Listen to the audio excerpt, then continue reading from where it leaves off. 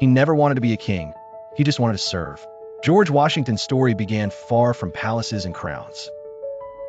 Born on February 22, 1732, on a Virginia farm, he grew up loving hard work, honor, and simplicity. There were no royal titles waiting for him, only a heart set on doing what was right, even when no one was watching. That principle, integrity, shaped his destiny.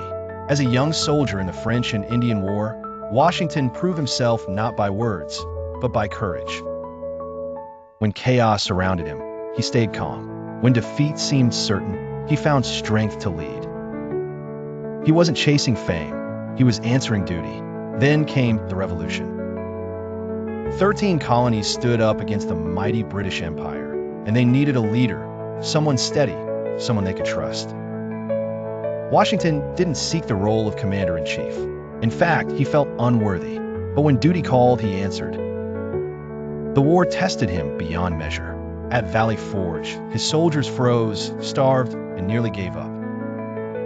Yet Washington stood among them, riding through the snow, his presence a silent reminder that freedom was worth the pain.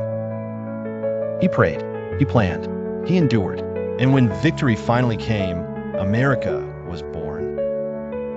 But then came the ultimate test. The people wanted to make him king. The same man who had led them to freedom was being asked to take absolute power. But Washington refused.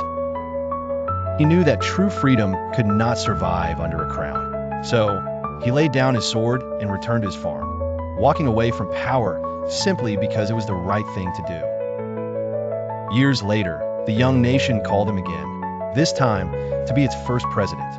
Reluctantly, Washington agreed. As president, he shaped the values of a new nation: honesty, humility, and service. He didn't rule, he led.